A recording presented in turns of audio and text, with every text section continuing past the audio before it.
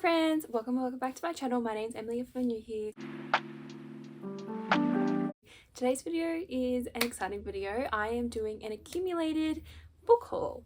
Now I think I have almost 30 books here that I have accumulated over the last 3 months, and I know for a fact that I have not shown some of these books here on my booktube, so I thought I'd like to talk about all the books that I have recently purchased and also that have been kindly sent to me by publishers. So I'm just going to get in with it. I have broken each pile into genres, so I'm going to talk about thriller and horror books first, and then go in with fantasy, and then just literary fiction, manga, etc. And then I have a pile specifically for paranormal romances because I'm obsessed with paranormal romances at the moment. So without further ado, let's just get straight into it. Okay, so the first set that I have here is the A Good Girl's Guide to Murder series. I bought the box set and I already had the first book, but I couldn't buy the next 2 books separately at Big W at the time, so I bought the box set because I was in a spiral after finishing A Good Girl's Guide to Murder, so I wanted to read Good Girl Bad Blood straight away. So I did that, and then I have It's Good as Dead still to read, and also the novella, which is Killjoy. So basically, A Good Girl's Guide to Murder, we follow Pip, a Moby, and she is a high school student, and basically Pip is asked to do a project at school that will get her some extra credit to go towards her university applications, I'm pretty sure. So she chooses crime journalism. So Pip looks into the disappearance of Annie Bell and also the death of Ravi, who was also a massive part of this series, into his brother's death, and it is so good. So thrilling. I personally was so thrilled in the first book in particular. I stayed up until 1 AM reading it, and then I went straight into book 2. So that's what the Good Girl's Guide to Murder series is about, and then obviously each book does get darker in theme. So book 2 was a lot darker than the first book, but it is so good for a YA thriller series. And just as I'm aware only recently, there is 2 versions of this series. Apparently there is a US and a UK version, and the US version is actually based in the US, but the UK version is actually based in the UK. So I read from the POVs of being in the UK and not being in the US. That would just confuse me too much, and there was a lot of British slang, so it makes a lot more sense that it's based in the UK. I don't understand why the publisher did 2 different versions. It's kind of really confusing to me, but anyways, that's what that's about. It is an amazing series. I highly recommend it. So then the next book that I have here is Dracula by Bram Stoker. This is a classic.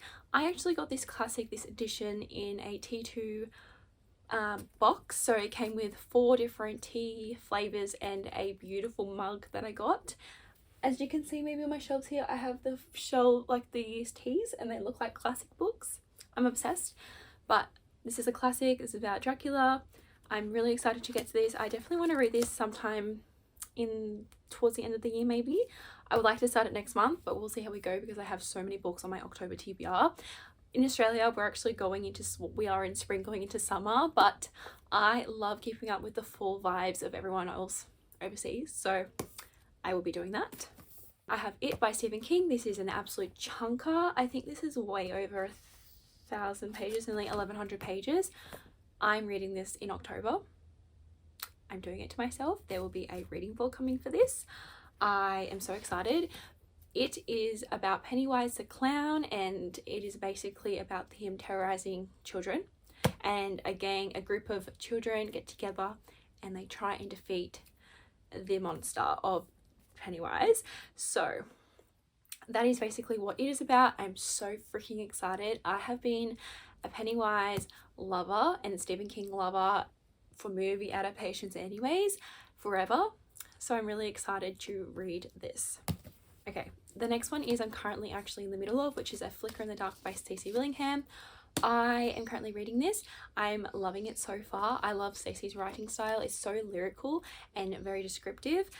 We follow an unreliable main character. Her name is Chloe, and 12 years ago her father killed 6 girls who were between the age of 15 and 16 years old, and basically all that time later Chloe is now dealing with the reoccurrences of girls going missing in the same town the same way that her father did all those years ago. And I'm only 100 pages in and I'm loving it. The next book is Bunny by Essie Tolson. I was kindly sent this by Pam Macmillan, so thank you. I got to the first chapter of this, but then I really wanted to save it for October because it is such a spooky, psychological, paranormal thriller, and it's a suspense thriller. I am so excited to read this.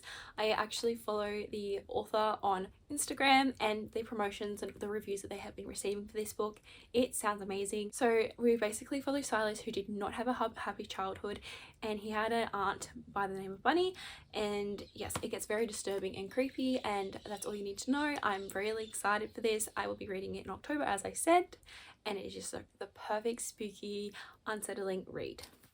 And then the last horror / thriller book that I have on my accumulated book haul is Hidden Pictures by Jason Rekulik. This is a paranormal, psychological thriller horror. It's more of a thriller, I think, even though it was classed as a horror on Goodreads.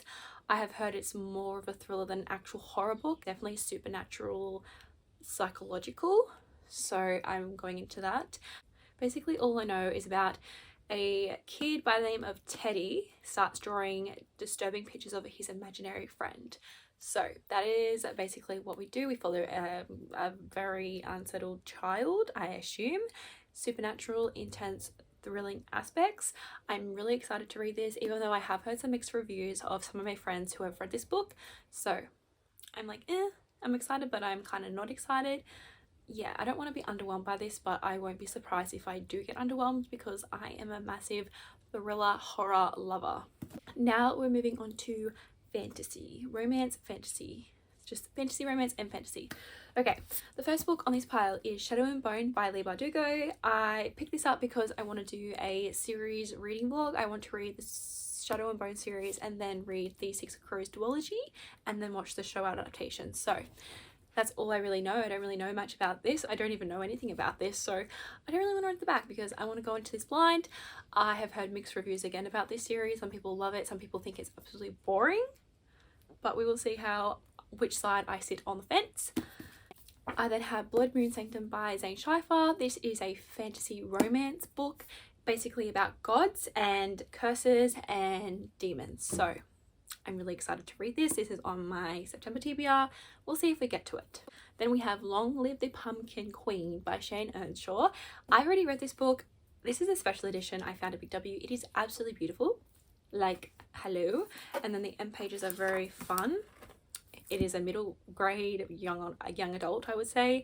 Basically, we follow Sally after the Nightmare Before Christmas. We follow Jack and Sally and their adventures together. It is so fun, so cute, and so heartwarming and wholesome. I absolutely love this book so much. I highly recommend it. Then we have The Daughter of the Siren Queen, which is a sequel to The Daughter of the Pirate King. I read The Daughter of the Pirate King a few months ago and I absolutely loved it. So Liv from Endless Pages kindly sent me this because she didn't want it anymore.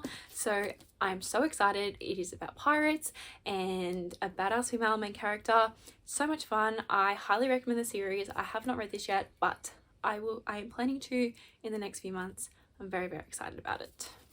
And then we have The Poppy War by R.F. Kuang. This is a very dark series about war, and yeah, that's all I really know.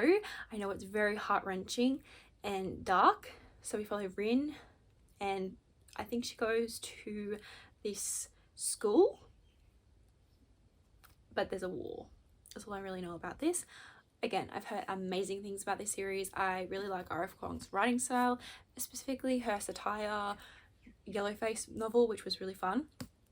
So I look forward to reading this. We have Duel with the Vampire Lord by Elise Cover. I only know really this is about enemies to lovers. It's about a vampire and I think the person who is trying to assassinate this vampire. But basically this is a reimagining of Snow White. So I'm excited to see what happens with this. I know that it is enemies to lovers. That's really all I know about it. I want to go into it blind like I do with most books, but I am really excited to read this at some point. Then have Of Shadow and Moonlight by Luna Laurier. I know this has chronic illness rep in this book. We basically follow a woman who is fated to die young, a man cursed to live forever, and the darkness that threatens to destroy everything they love.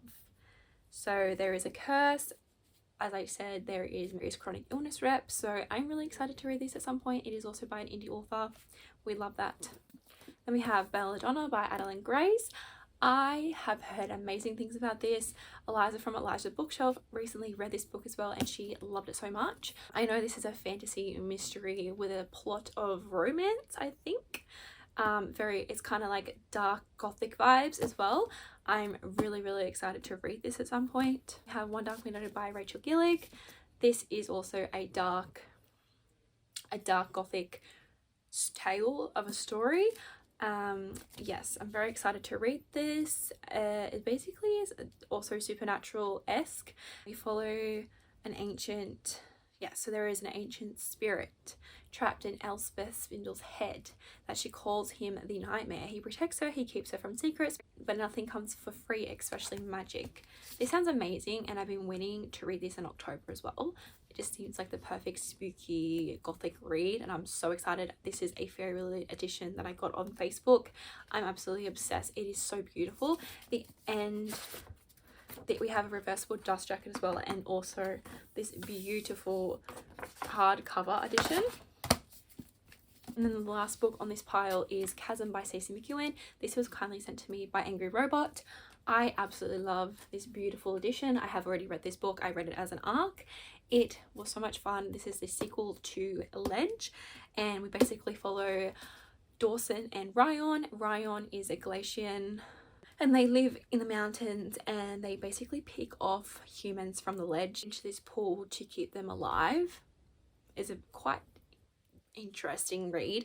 The series is really good. This is obviously the sequel to Ledge, and we get a lot of character development from Dawson. It's just a really good time. I really recommend this series. It is going to be a trilogy as well, so the next book will come out next year sometime. I think around September as well. This is when it was released on September 12th. And now onto my miscellaneous pile, kind of. So we have Golden Sun by Pierce Brown. This is the second book in the Red Rising series. I'm really excited to read this. We continue on following Darrow. He turns from a red to a gold, so it's a really good, it is a sci-fi series. I absolutely love Red Rising. I rated it a 4 stars. It was a 5-star feeling, but I didn't want to give it a 5-star because I know for a fact that the series is going to get better, because I've heard only amazing things about Pierce Brown's series, so I'm really excited to continue reading this. Raimi from Raimi Reads actually sent me this. I've been wanting to read it the last few months, but I just haven't had the time because the writing is really tiny. It is over 500 pages or over 400 pages, but small writing. So, and I like annotating these as well. Then we have Medusa by Jessie Burton. This was kindly sent to me by Bloomsbury Publishing. I requested this because I have heard amazing things about Medusa. I love any Medusa retelling, so I'm really excited to read this. The synopsis itself sounds super lyrical. And then I have One Song by AJ Betts. This is a YA book about a band getting together in high school. This was kindly sent to me by Pam Macmillan. I then have a really exciting read, which is One Piece. This is the omnibus of the first 3 volumes. So this is the East Blue saga, and that includes the arc of, is it Romance Dawn and the Orange Tree arc? I think they're the 2 arcs that are in the first 3 volumes. I am starting my One Piece journey, and I'm so excited. I will be vlogging it at some point when I get to this. My partner loves One Piece. He's read all the manga, he's watched all the anime, and he has actually collected most of the pop vinyl figures of the crew. So I'm really excited to finally start my journey reading One Piece. I obviously have heard only amazing things of how amazing this series is as a whole, and I also really want to watch the new live action. This is why I've decided to pick up the first 3 volumes. And then the last little book here on this pile is Garlic and the Vampire, which is a little graphic novel. It is so freaking cute. We basically follow Garlic, and she goes on a mission to talk to a vampire, and they form this really cute friendship, and I'm absolutely obsessed. I read this a few days ago and I loved it so much. It was so wholesome and it was so cute. Last 4 books on my little pile here, I have Die For You by Lauren Jackson. This is a advanced reader copy. This will be releasing on the 3rd of October. It is a paranormal romance. I think it is basically about a human searching for her sister, a grumpy vampire bodyguard, and a predator on the hunt. What could go wrong? That's all you need to know. I'm so excited to read this. This is on my TBR for the next few days as well. The next book is Assistant to the Villain. This is by Hannah Nicole Mehara. Sorry if I pronounced that incorrectly. This book, I have no idea what this is about. Honestly, I picked it up because Eliza and Sam want to do a buddy read, and also I just heard really good things about this for a debut novel. So it is a paranormal romance, I think. So basically, assistant wanted. Notorious high-ranking villain seeks loyal, level-headed assistant for an unspecified office duty, supporting staff for random mayhem and terror, and other dark things in general. Discretion a must. Excellent benefits. So I think it's about a vampire. I don't know, but it sounds so good, and there is a map. And then I have The 7 Year Sleep by Ashley Poston. I cried, laughed, everything, every emotion was me reading this book. It was like an Infinity Star read for me. This is one of my favorite reads of the year now. I think it would be my favorite read of the year. I read it in less than 24 hours. It was so freaking good. So go into that knowing that we follow our main character Clementine. We follow her journey of grief because her aunt, who she was really close with, passed away 6 months ago before this current timeline, and her aunt's apartment was supposedly magical, and Clementine never believed it until one day she walks into her apartment because she's moving into her aunt's apartment once she passed away, walks in there and finds a handsome auburn-haired man sitting in her kitchen. That's what happens, and that's when she believes that, wow, this is actually happening and this is actually real. It is just so good. It's so good. I will not say any more. I highly recommend this. It is my favorite read of 23. The last book for this haul is another Ashley Poston book, which is The Dead Romantics. I picked this up because I finished reading The 7 Year Sleep and I wanted to read more of Ashley Poston's writing because holy shit, it is amazing. We follow Florence. Okay, I have no idea what this is about. I'm just going to read the synopsis out because I'm actually really intrigued myself. Florence Day is a ghostwriter with one big problem. She's supposed to be penning swim-worthy novels for famous romance authors, but after a bad breakup, Florence no longer believes in love, and when her strict but undeniably hot new editor Benji Endor refuses to give her an extension on her book deadline, Florence prepares to kiss her career goodbye.